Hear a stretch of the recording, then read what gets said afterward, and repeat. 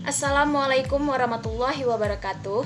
Kami dari mahasiswa Akuntansi Syariah 3C Universitas Islam Negeri Sumatera Utara ingin menjelaskan tentang konsep wadiah.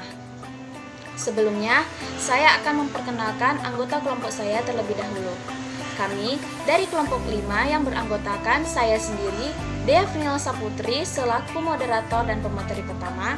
Selanjutnya rekan saya Madiha Putri Khairat Nitonga sebagai pemateri kedua dan Dimas Sanjaya sebagai pemateri ketiga. Saja di sini kami akan menjelaskan beberapa poin penting dalam konsep wadiah. Yang pertama yaitu pengertian wadiah. Secara etimologi, wadiah berartikan titipan atau amanah. Secara sederhana, wadiah adalah sesuatu yang dititipkan. Secara harfiah, wadiah dapat diartikan sebagai titipan murni dari satu pihak ke pihak yang lain, baik individu maupun badan hukum, yang harus dijaga akan dikembalikan kapan saja si penitip menghendakinya. Yang kedua, yaitu dasar hukum wadiah. Dasar hukum wadiah itu terbagi menjadi dua, yaitu dari Al-Quran dan dari Sunnah. Al-wadiah adalah amanat bagi orang yang menerima titipan dan ia wajib mengembalikannya pada waktu si pemilik meminta kembali.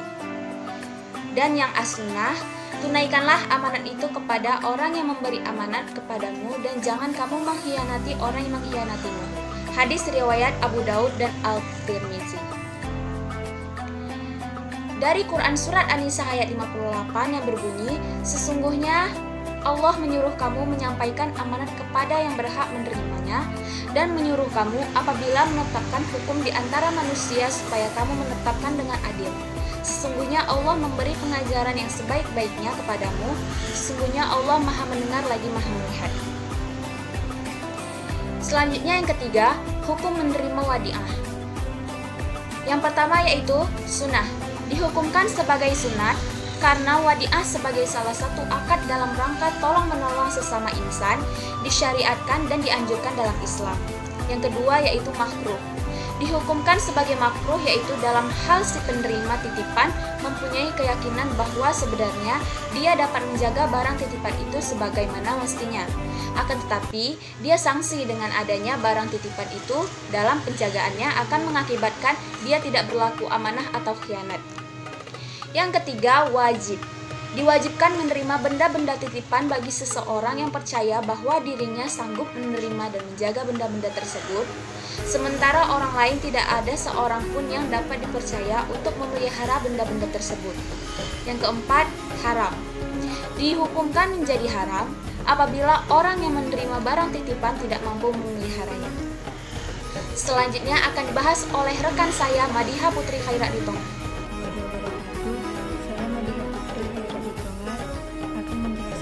Rukun wadiah dan syarat wadiah.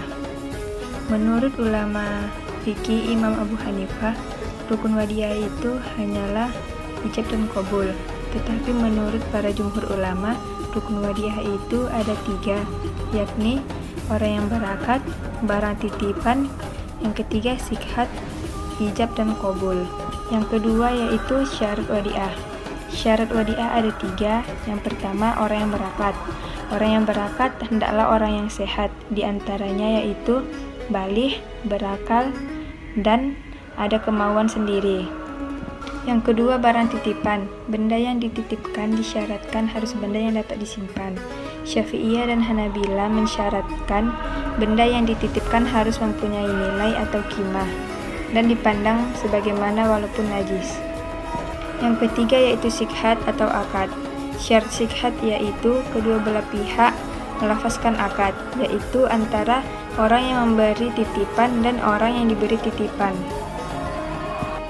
Baiklah, saya akan menjelaskan macam-macam wadiah dan aplikasi wadiah dalam perbankan syariah.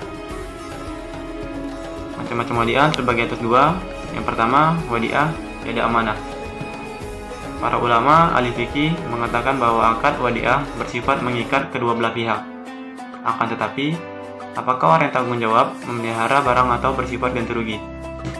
Ulama fikih sepakat bahwa status wadiah bersifat amanat bukan domaan, sehingga semua kerusakan penitipan tidak menjadi tanggung jawab pihak yang menitipi. Berbeda sekiranya kerusakan itu disengaja oleh orang yang dititipi. 2. Wadiah yaitu amanah. Akad ini bersifat memberikan kebebasan kepada pihak menerima titipan dengan atau tanpa seizin pemilik barang, dapat memanfaatkan barang dan bertanggung jawab terhadap kehilangan atau kerusakan pada barang yang digunakannya. Lanjut, aplikasi wadiah dalam perbankan syariah. Dalam perbankan syariah, terdapat beberapa prinsip yang diadopsi dalam pengelolaannya, yang ditujukan untuk menggalang dana untuk membiayai operasinya. Sumber dana dalam perbankan syariah secara umum ada 3, yaitu dari bank sendiri yang berupa modal setoran dari pemegang saham, dari masyarakat yang berupa simpanan dalam bank tersebut. Bentuk wadiah dan jenis transaksinya. Dalam aplikasinya di perbankan, wadiah secara fungsional dapat dibagi menjadi 2, yaitu yang pertama wadiah jariyah, yaitu suatu titipan, di mana penyimpanan berhak mengambilnya kapan saja, baik cash ataupun dengan cek, ataupun melalui nasabah pihak ketiga. Yang kedua, wadiah at-tawfir. Ciri-ciri simpanan ini adalah kecilnya simpanan dan banyaknya jumlah nasabah penyimpan, dan bank menyalurkannya untuk investasi dengan akad mudharabah mutlaqah. Terima kasih kepada teman-teman yang sudah menonton video kami. Lebih dan kurang kami mohon maaf karena kami masih dalam tahap proses pembelajaran. Saya akhiri dengan wabillahi taufiq wal hidayah. Wassalamualaikum warahmatullahi wabarakatuh.